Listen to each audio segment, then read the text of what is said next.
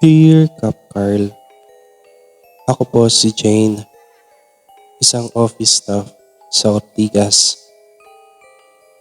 Bale, ang office po namin Kap ay maliit lang dahil di pa naman gaano kalaki ang company na meron kami.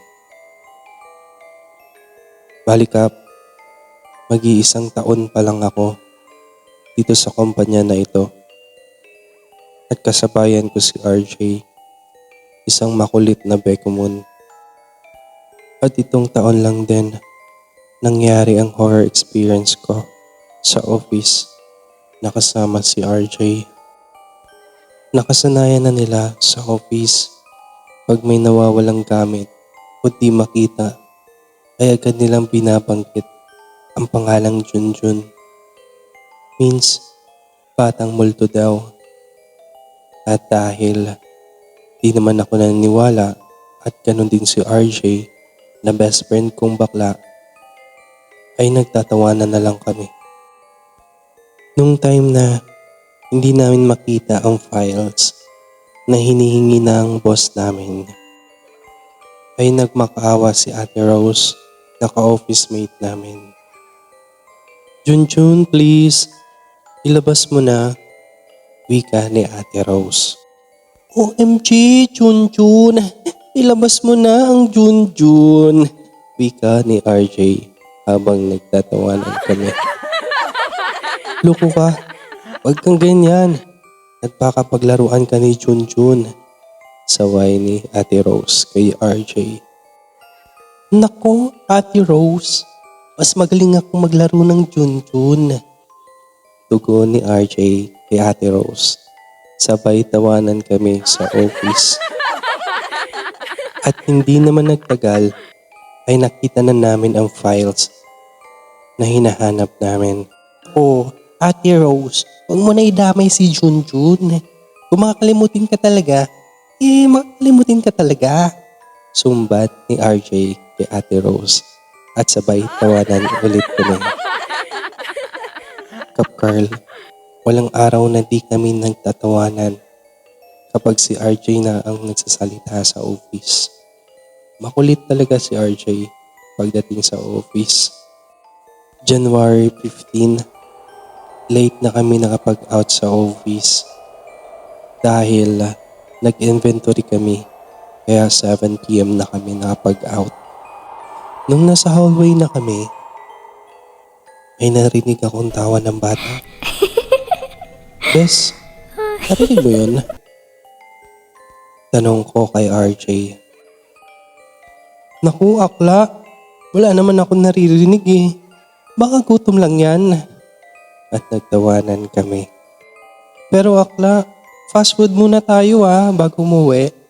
Para borlog na lang tayo pag uwi. Okay? Suggest ni RJ. Sige bes, gutom na din ako eh. Tugon ko naman sa kanya. Habang naglalakad kami sa hallway, patungo sa elevator, ay may nakita ako sa peripheral view ko. May tumakbo at tumatawang bata. Bigla akong napahawak sa balikat ni RJ.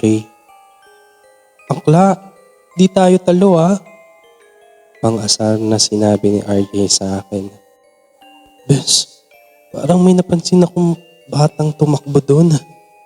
Tugon ko sa kanya habang nakayakap na sa braso niya.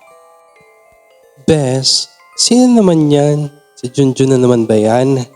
Naku, nagpapaniwala ka dun sa mga yon. 2025 na girl. At kung totoo yan, marunong ako magpaamo sa mga Junjun Dun ka na nga bes, yakap ka ng yakap eh. Okay sana kung si Junjun ka. Wika ni RJ. Nung nakalabas na kami sa office, pumunta agad kami sa Mega Mall. Habang nasa fast food na kami, akla, parang ang bigat ng pakiramdam ko. Reklamo ni RJ sa akin. Ano? Bakit? Okay ka naman kanina Naku bes, baka gutom lang yan. Di ka kasi nagmerienda kanina. nung coffee break natin, di ba? Wika ko kay RJ. Baka nga, bes. Ikaw na lang mag-order, bes, ha? Upo na lang ako. Baka himatayin pa ako sa cashier, eh. Pakiusap ni RJ sa akin. Habang nasa cashier na ako at mag-o-order na, isang lalaking cashier ang humarap sa akin. Napansin ko lang sa kanya habang nagta-take order siya sa akin ay nakatingin siya kay RJ. At nung nasupuan na ako, bes, parang bet ka ni kuya. Chismis ko sa kanya. Ay talaga bes? Saan dyan? Tanong ni RJ sa akin na akala mo naka-recharge agad. Ayun no, sa cashier.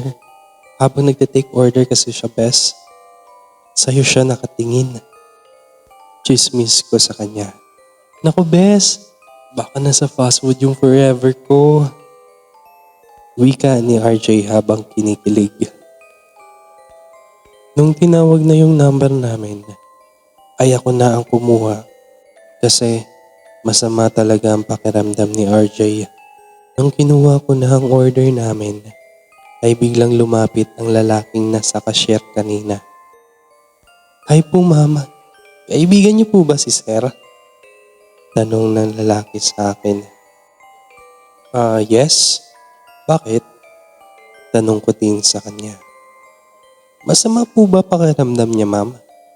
Tanong ulit ng lalaki sa akin. Oo eh. Pero kanina kasi okay naman siya.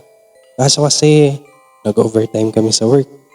Kaya siguro sumama yung pakiramdam niya at saka sinabayan na din ng gutom siguro. Tugon ko sa kanya.